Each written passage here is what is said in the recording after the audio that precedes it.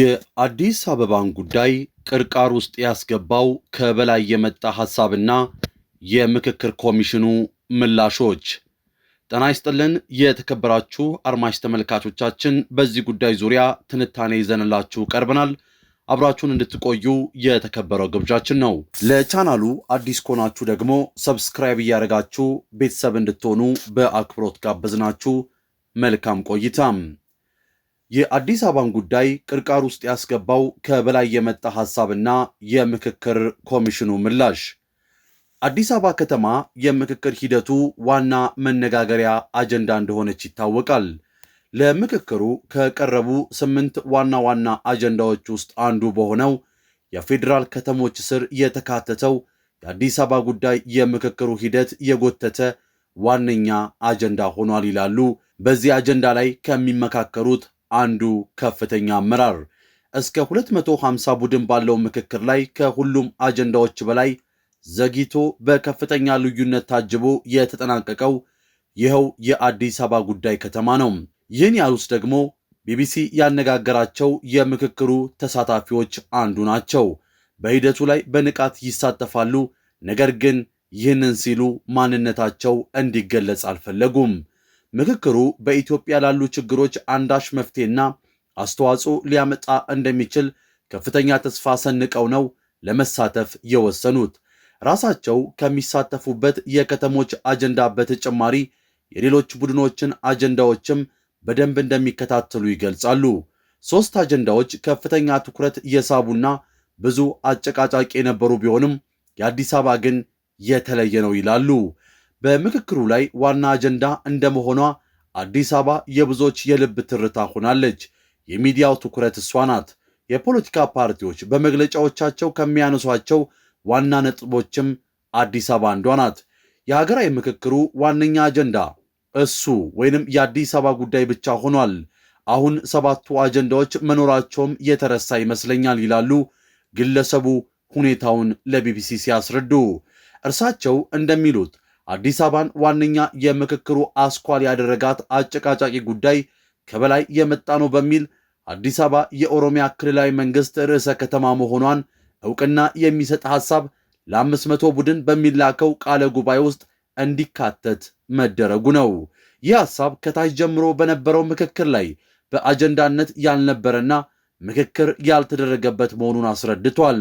መጀመሪያ አካባቢ በ10 እና በ50 ቡድን ደረጃ በነበረው ምክክር አዲስ አበባ የማን ትሁን በሚለው ጉዳይ ላይ የፌዴራል ትሁንን እንዲሁም የኦሮሚያ ትሁን የሚል አማራጭ ሐሳብ ጎልቶ ወጥቶ ነበረ።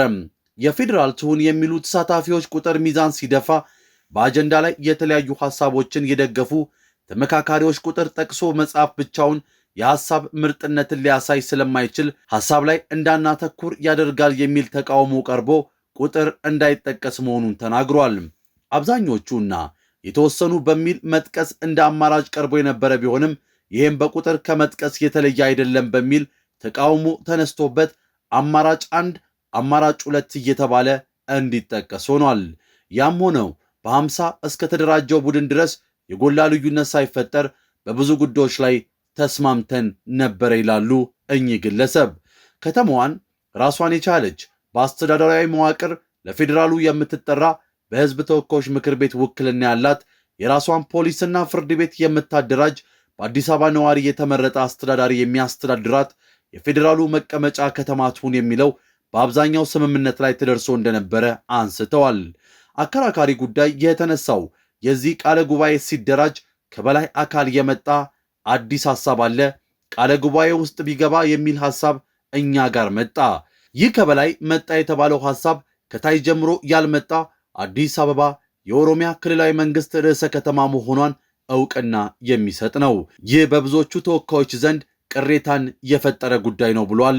እኛ ሐሳባቸውን የሰጡ አካል ለአንድ ሳምንት ያክል ያጨቃጨቀው ይህ አጀንዳ ብቻ እንደነበረ ያስታውሳሉ። ምክክር ሳይደረግበት ከበላይ የመጣ ነው በሚል ሐሳቡ ለመድረክ የቀረበበት መንገድ ጭምር የተሳሳተ ነው ሲሉ ይገልጻሉ። በአጀንዳው ላይ ማብራሪያ እንዲሰጡ የተመደቡ ባለሙያዎችም የአንድ ወገን ፍላጎትን የሚያንጸባርቁ ነበረ ሲሉ ቅሬታቸውን ያቀርባሉ።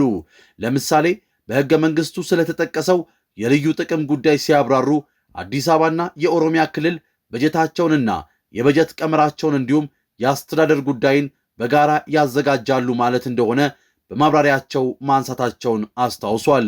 ይህ አገላለጽ ለብዙዎች ተመካካሪዎች ለመቀበል የሚያስቸግር እንደሆነባቸውና እንዲያቆሙ መደረጋቸውንም አክሏል።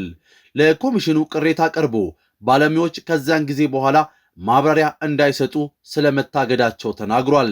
እነዚህ ሁኔታዎች ጉዳዩን ካለቅጥ ለጥጠውት ለ500ዎቹ ማቅረብ ከነበረብን 3-4 ቀን ያክል እንድዘገይ አድርጎናል በማለት ገልጿል። እንዲያውም ይህንን የምክክር መድረክ ይመራ የነበረ አንድ ሰብሳቢ ጉዳዩ በጣም በውጥረት የተሞላ በመሆኑ ስኳሩ በጣም ከፍ ብሎበት ታሞ ለ2 ቀናት ሆስፒታል ገብቶ ነበር ይላሉ። እንዲሁ የነበረውን ሁኔታ ሲያስረዱ አከራካሪ ከነበረው ጉዳዮች መካከል የከተማዋ የባለቤትነት ጉዳይ በግለሰብ ደረጃ ከሚነሱ ሐሳቦች ባለፈ በብልጽግና ፓርቲ እንደ አጀንዳ የተያዘ ባለመሆኑ ከ50 ቡድን አልፎ ብዙ ምክክር የተደረገበት እንዳልሆነ ገልጿል። ከ250 ቡድን ጀምሮ ያከራከረው የአዲስ አበባ የዋና ከተማነት ጉዳይ ግን በብልጽግና ፓርቲ አባላትን ጭምር ለሁለት ከፍሎ እንደነበረ አብራርቷል። ሌላው በሂደቱ እንደተስተዋለ ያነሱ ጉዳይ አንዳንድ ባለስልጣናት አወያዮችን በአካልና በስልክ በማግኘት ጫና የመፍጠርና ጣልቃ የመግባት አዝማሚያ ነበራቸው የሚል ነው። ይህንን በምሳሌ ሲያስረዱ ምክክሩ እየተጠናቀቀ ሲመጣ ፍላጎታችን ተጓደለ ብለው የሚያስቡ አካላት በዋናነት ብልጽግና ከአቋሙ መንሸራተትና ቃል የገባውን ያልጠበቀ ሁኔታ ታይቷልም ብሏል። በዚህ የተነሳ አንዳንድ የፖለቲካ ፓርቲዎች የተወሰኑ አጀንዳዎች በይደር እንዲቆዩና የእርምት እርምጃ እንዲወሰድ በይፋ ጥያቄ ማቅረባቸውን ጠቅሷል። ከነዚህ መካከል የአማራ ብሔራዊ ንቅናቄ ወይንም አብንና የኢትዮጵያ ዜጎች ለማህበራዊ ፍትህ ኢዜማ እንደሚገኙበት ተናግሯል። ቢቢሲ እርሳቸውን ባነጋገረ ማግስት አብን በጉዳዩ ላይ ለኮሚሽኑ የጻፈው የአቤቱታን ደብዳቤ ይፋ አድርጓል። ፓርቲዎችና ሌሎች የምክክሩ ተሳታፊዎችም በርካታ ቅሬታዎችን ሲያቀርቡ እንደነበረ እናስታውሳለን። በጉዳዩ ላይ ኮሚሽኑም ምላሽ እንደሰጠ ይታወቃል። ያም ሆነ ይህ የአዲስ አበባን ጉዳይ ቅርቃር ውስጥ ያስገባው ከበላይ የመጣ ሐሳብና የምክክር ኮሚሽኑ ምላሽ የሀገራችን ወቅታዊ ትኩረትን የሳበ ጉዳይ ሆኗል። ይህ ምክክር መጨረሻው እንዴት ሊሆን ይችላል? የበርካቶች ጥያቄ ነው። ያም ሆነ ይህ ከፋም ለማም ከጦርነት ይህ ምክክር ይሻለናል የዛሬው መልእክታችን ነው። አብራችሁ ስለነበራችሁ ከልብ እናመሰግናለን። እንደተለመደው ለቻናላችን አዲስ ከሆናችሁ ሰብስክራይብ እያደረጋችሁ እንድትወዳጁን በአክብሮት ጋበዝናችሁ። መልካሙን ሁሉ ተመኘንላችሁ።